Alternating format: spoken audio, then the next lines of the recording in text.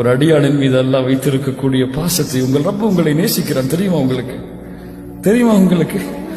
உங்கள் ரப்பு உங்களை நேசிக்கிறான்.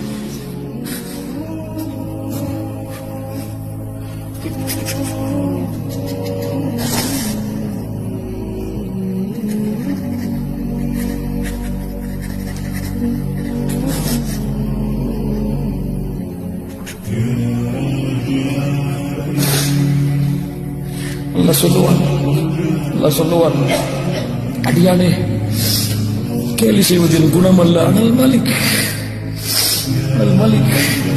அரசன் செல். சொர்க்கத்தில் நுழைவான். ஒரு வீடு இருக்கும், கதவு திறக்கப்பட்டிருக்கும். பார்த்தால் 2 ஹோலின் பெண் இருப்பாள்.